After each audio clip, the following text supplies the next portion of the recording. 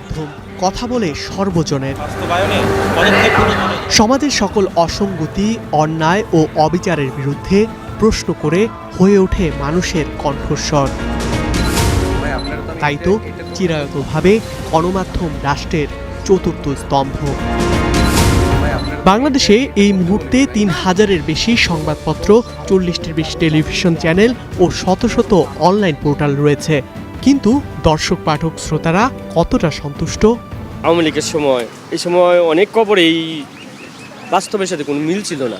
স্বাধীনতাটা সংবাদ কর্মীদের সিকিউরিটি, নিরাপত্তা অনেক কিছুই আমার মনে হয় ল্যাকিংস আছে। বিভিন্ন পত্রিকা বা বিভিন্ন নিউজ চ্যানেল পার্টিকুলারলি কোনো একটা পলিটিক্যাল পার্টিকেই প্রমোট করছে। ছোট থেকে এখন পর্যন্ত তাই দেখে আসছে, সরকার যেভাবে আসে এবং গণমাধ্যমগুলো ঠিক সেভাবেই কেন যেন পরিচালিত হয়। নির্দিষ্ট দলের দলকানা না হয়ে যদি নিরপেক্ষভাবে বিচার করা হয় সব দিক থেকে, যে এটা যে কোনো দলেরই হতে পারে।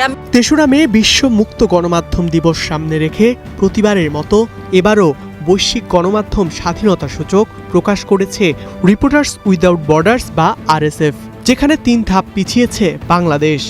আমার ধারণা এর পেছনে একটা বড় কারণ তৈরি হয়েছে যে বাংলাদেশে গত বছরে কয়েকজন সাংবাদিককে কারাগারে দেওয়া হয়েছিল বা তারা কারাগারে গিয়েছিলেন কয়েকটা মামলার পরিপ্রেক্ষিতে। মিডিয়াতে ভয়ের পরিবেশ ইন জেনারেল ওরকম না থাকলেও কয়েকটা ঘটনা ঘটেছে যেগুলোর কারণে সার্বিকভাবে আপনি যদি চিত্রটাকে বাইরে থেকে দেখেন তখন এটা মনে হবে যে পরিবেশটা ভয়ের।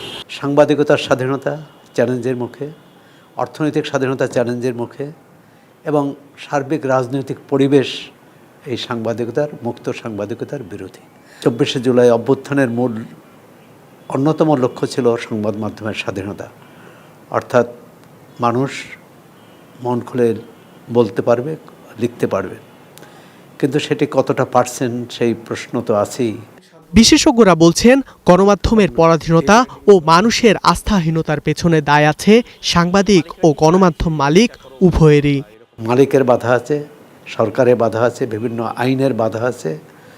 আমাদের দেশের আইনগুলো কিন্তু সাংবাদিকতার, মুক্ত সাংবাদিকতার সহায়ক নয়।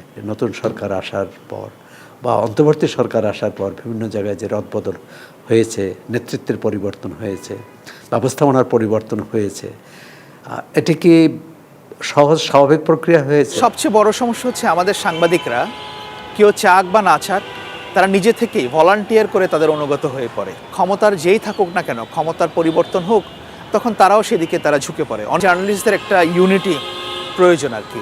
নানা সময় সাংবাদিকদের যেভাবে টুটি চেপে ধরা হয়েছিল তা থেকে উত্তরণ চান গণমাধ্যম কর্মীরা।